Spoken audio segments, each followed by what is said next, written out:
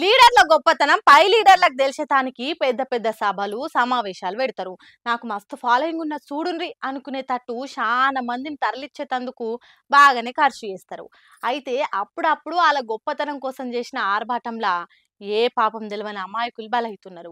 ఇగో ఇక్కడ చూడుండ్రి ఎసొంటి లొల్లి అవుతున్నదో. వద్దురా నాయనా కిషన్ రెడ్డి పాలన, వద్దురా నాయనా కిషన్ రెడ్డి పాలన, వద్దురా నాయనా కిషన్ రెడ్డి పాలన. We want justice, we want justice, we want justice. Down, down, down, down, down, down, down, down.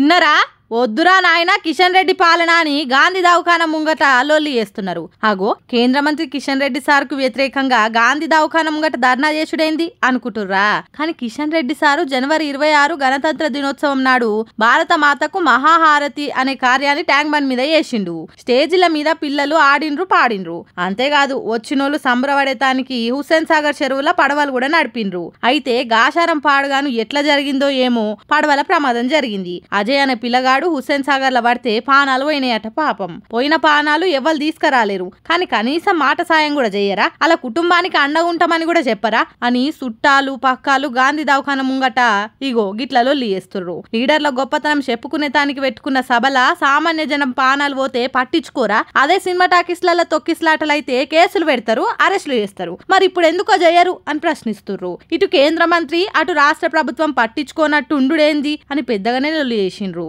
మరి చూడాలే రేవంత్ రెడ్డి సర్కారు ఈడ ధర్నాలు చేస్తున్న వాళ్ళ మీద కేసులు పెడుతుందో లేకుంటే సభలు పెట్టి సాగు కారణమైన వాళ్ళ మీద కేసులు పెట్టి అలా కుటుంబానికి న్యాయం జరిగేటట్టు చూస్తుందో అనేది ముందు ముందు తెలుస్తుంది. ఇక నేను పోలీస్ని అయితేనా ఒక్కొక్కల సంగతి చెప్తాను అని పోలీస్ స్టోరీ సింగము లేడీ పోలీస్ అనే సినిమాలు చూసినప్పుడు అనిపిస్తుంది. కానీ పోలీస్ నౌకరే అంటే ఆషామాషి కాదు, కత్తి మీద సామాసు ఉంటుంది. ఓ దిక్కు పాలకుల మీటింగ్లలో ఏ లొల్లి కాకుండా చూసుకోవాలి, ఇంకో దిక్కు ప్రతిపక్షాలు ధర్నాలు చేయకుండా చూడాలి, మరో దిక్కు పబ్లిక్ ఏ తక్లీఫ్ కాకుండా రక్షించాలి. ఓ ఇట్లా చాలా పనులు చేయాలి. అయినా కొంతమందితోని తిట్లు పడాల్సి వస్తున్నది పోలీసులకు.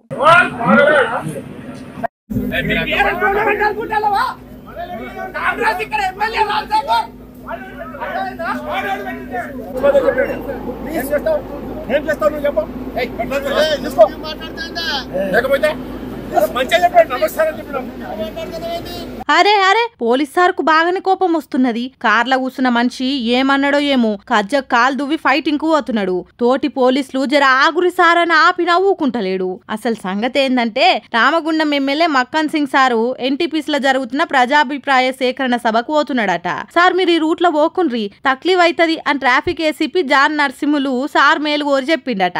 మరి ఆ ముచ్చట ఎమ్మెల్యే సాబ్ దాకా చేరలేదో లేకుంటే చెప్పేటోళ్ళు తప్పు చెప్పిండ్రు. ఎవర్రా నా కారు నాపిన ఫాగల్గాడు అని తిట్టిండట. ఇంకేమున్నది నరసింహ సారు కోపం వచ్చింది. సింగం తీరుగానే రెచ్చిపోయిండు. నన్ను ఫాగల్గా అంటవా అని గట్టిగానే గర్జించిండు. తర్వాత కాంగ్రెస్ పార్టీ కార్యకర్తలు అధికారంలో ఉన్నది మా పార్టీ, మీరెవ్వరు చెప్పటానికి అన్నట్టు దాడి కూడా చేసిండ్రట పోలీస్ సార్ మీద. ఎంత ఘోరము చూడుండ్రి. మీరు మీటింగ్లు పెడితే పోలీసోళ్ళు కావాలి, మీ గన్ మెన్లుగా పోలీసోళ్ళు కావాలి. ఆపద వచ్చిందంటే అర నిమిషంలో మీ ఇంటి ముందట పోలీసులు ఉండాలి. మీరు పోతున్న బాటకు ట్రాఫిక్ క్లియర్ చేయాలి.